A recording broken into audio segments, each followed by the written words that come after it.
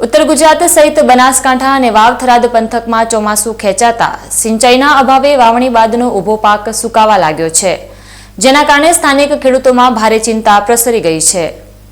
વાવ અને થરાદ સહિત દિયોદર તેમજ આજુબાજુના સમગ્ર વિસ્તારના ખેડૂતો હાલ ભારે ચિંતાતુર સ્થિતિમાં મુકાયા છે।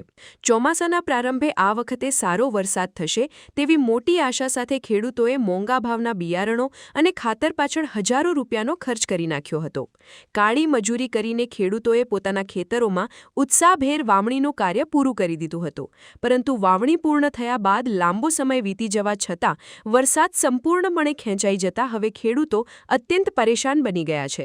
આ પંથકમાં પહેલેથી જ પાણીની વિકટ સમસ્યા રહેલી છે અને ભૂગર્ભ જળનું સ્તર પણ સતત નીચું જઈ રહ્યું છે।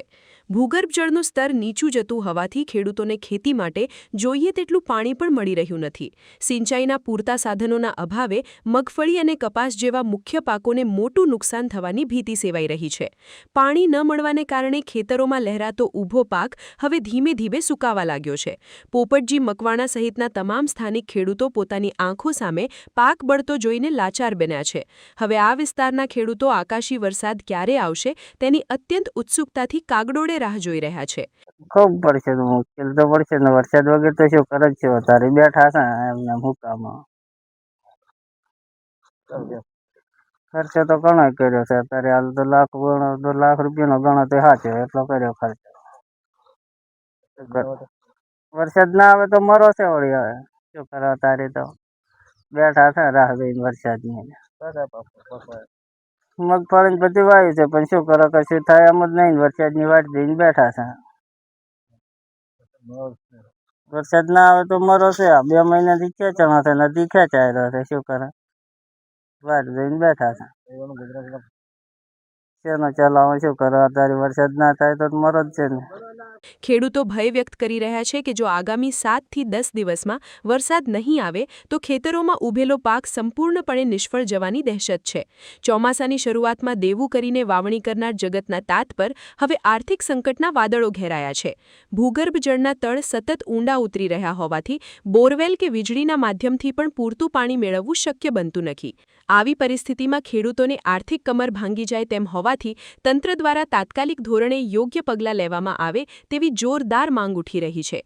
આ સાલ 2 મહિનાથી સિઝન જતી રહી ચોમાસાની, તો હજુ વરસાદ ખેંચાણો છે।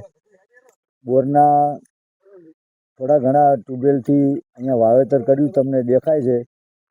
મગફળીના મોઘા દાટ બિયારણ લાવી અને વાવેતર કર્યું છે। ડીઝલના ભાવ વધવાથી ખેડાઈ પણ મોંઘી પડે છે અત્યારે, અને ખાતરના પણ ભાવ વધી ગયા છે। એક જે 1200 રૂપિયાની ડીએપીની થેલી આવતી હતી, અત્યારે 2200 થી 2300 રૂપિયામાં મળે છે। ખેડૂતને બહુ મોંઘું પડી રહ્યું છે, અને આ વરસાદ જો હજુ ખેંચાય તો અત્યારે આ મગફળીનું વાવેતર કરેલું છે એ પણ નષ્ટ જાય, અને પશુપાલન આધારિત ખેતી છે તો પશુપાલનને ખાવા માટે ઘાસચારાની પણ તંગી વર્તાય, અને આવનારો સમય જો વરસાદ નહીં થાય તો દુષ્કાળ જેવી પરિસ્થિતિનું નિર્માણ ઊભું થશે, અને ખેડૂતને બહુ મુશ્કેલીનો સામનો કરવો પડે એવી પરિસ્થિતિનું નિર્માણ થઈ રહ્યું છે। તો ખેતર કોના પડ્યા, અત્યારે ઝાડ એરંડો વાબો ક્યાંથી વાવવાનો, એ વરસાદ ખેંચાવ કર્યો, અત્યારે મગફળી વાવી છે, ખર્ચો કરીને બેઠા છે, વરસાદ ના આવે તો તારા આ ખર્ચો થાય।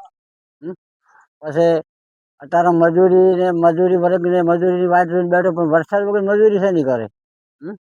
પછી એરંડો વાબો છે, ઝાડ વાવી છે, કોઈ આ તારા અમારો આ કમલ તૂટેલો ખર્ચો છે, પણ એ હવે શેમાં લેવાનો, અત્યારે તો ધોન બળેલું છે, આ ઉપર વરસાદની ખેંચ છે। હવામાન વિભાગ અને આકાશી વરસાદ પર આધાર રાખીને બેઠેલા ખેડૂતો માટે આગામી દિવસો અત્યંત નિર્ણાયક બની રહેશે। Gangaram Thakor, BK news channel, Deodar.